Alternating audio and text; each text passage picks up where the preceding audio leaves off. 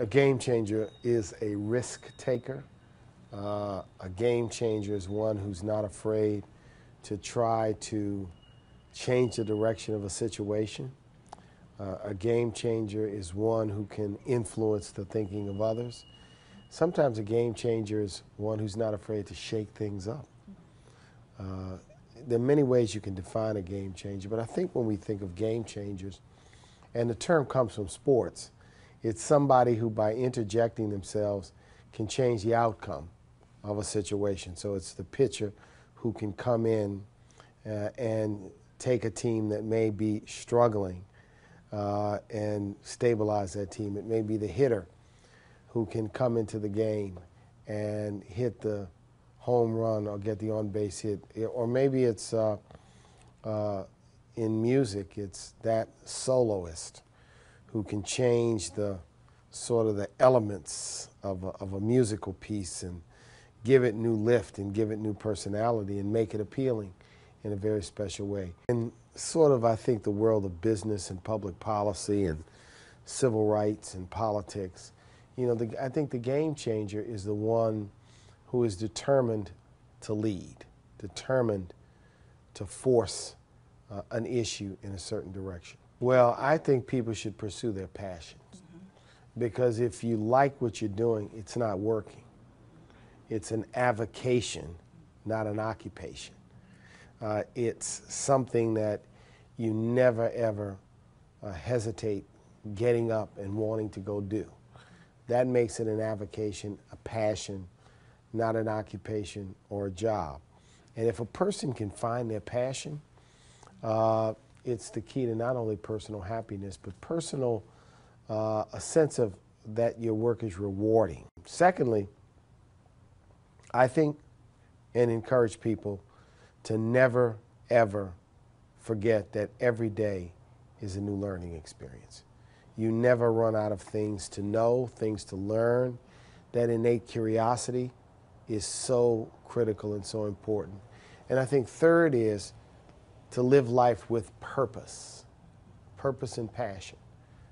Whatever that purpose is, people that have a purpose are going to be far happier and far more successful. Yeah, it takes time sometimes to find your passion, to find your purpose, for all of the elements and all of the pieces to come together. And sometimes people doubt their passion. They doubt their purpose. They say, well, maybe this is not, I want to teach, but I was told I wouldn't make as much money. Pursue it, because it's your passion and you want to make a difference. It's a person who said, well, you know, instead of becoming an entrepreneur, I was told I should go get the corporate job. Pursue it. Pursue it. If it doesn't work, then go get that corporate job.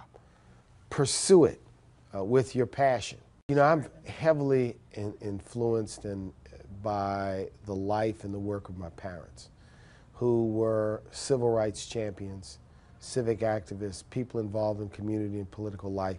It was part of the household and the family that I grew up in, being involved in civic activities and community activities.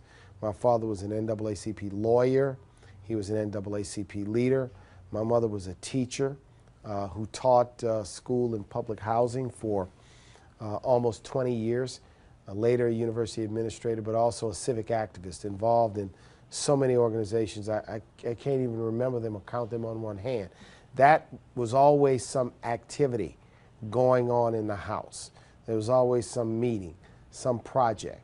We were always, in the early days when I was young, there was an NAACP march or rally or motorcade. As I got older, there was always a campaign, political campaign, that we were involved in because my father was running or someone we were supporting was running. And that really, I think, instilled in me a great sense of wanting to contribute. So I practiced law. I got involved in politics. I was very lucky and blessed to have a career in politics as a relatively young man. I got a chance to serve as mayor from the time I was about 35 till I was 43, 44. and went back to practicing law and realized the opportunity to serve as president of the Urban League almost came out of the blue. I wasn't really job hunting or looking for an opportunity, and I got the proverbial knock on the door to interview. I did, and the rest, of course, is history. But it was a chance, I realized, to continue. I loved every single minute of being mayor of New Orleans. It was a difficult, hard job. We got a lot done. We succeeded. It was a great deal of, it was my passion to serve my city. And practicing law is something I had done and I enjoyed, but I didn't have the same passion for it as I have. The Urban League is, in effect, an extension because it's civil rights with a focus on economics. Today I participated in 2 panels here in Washington.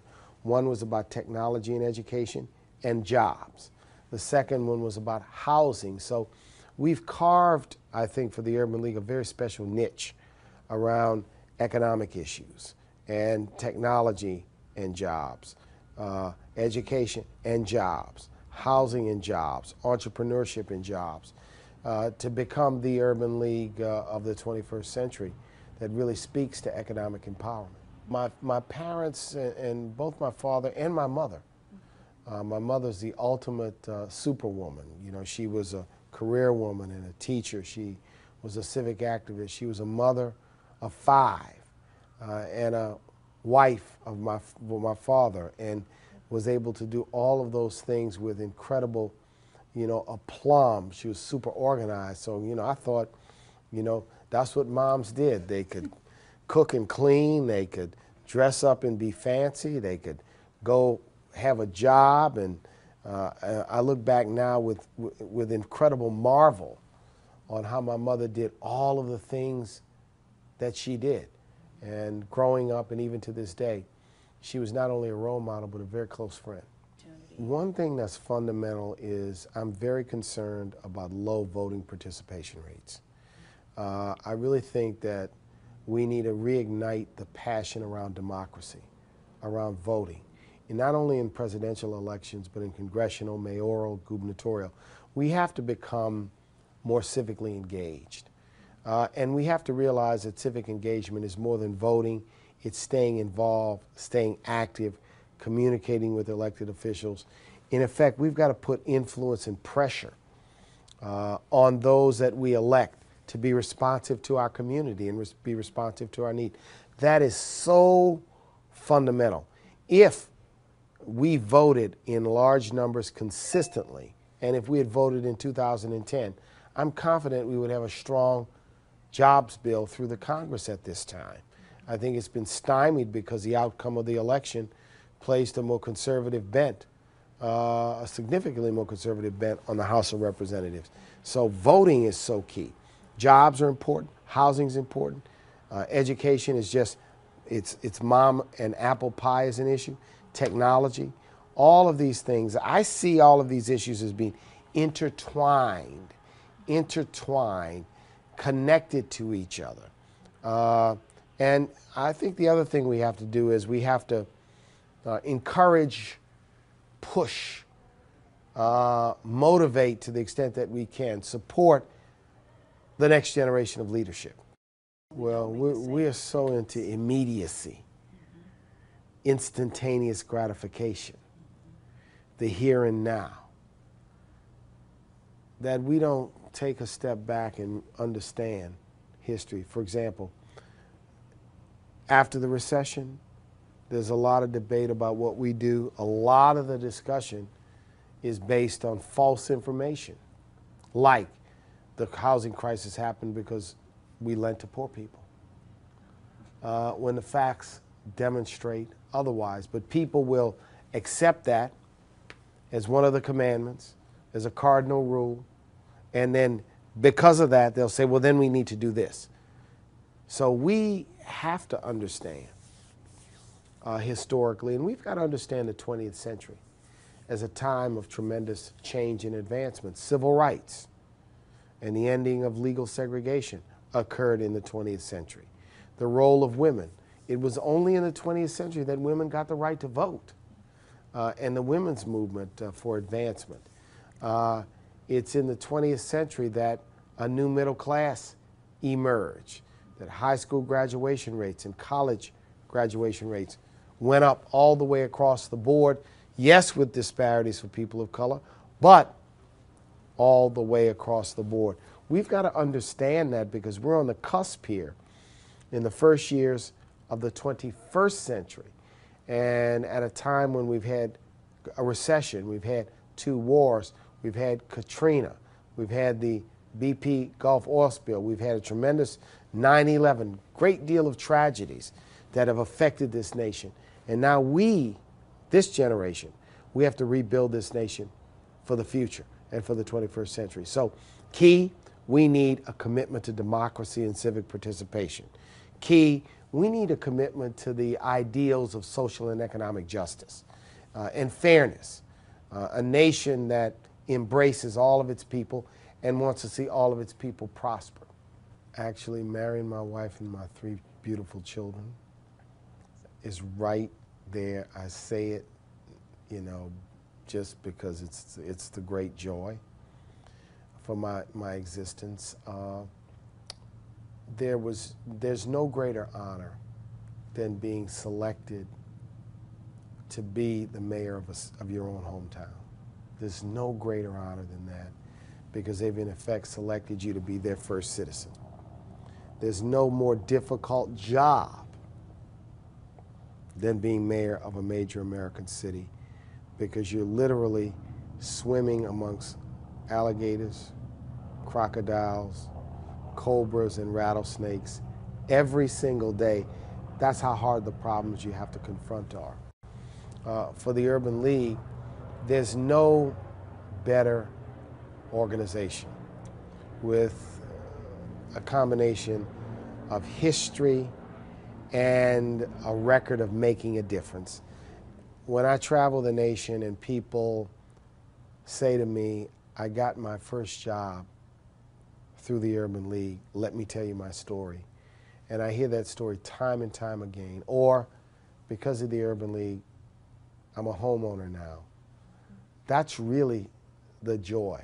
It's the person who says, you all made a difference for me in a way I will never, ever forget.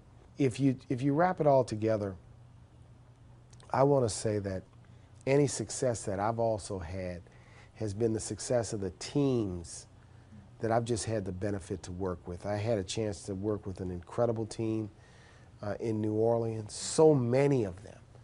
I have many people who were part of my team who are now judges. They're elected officials.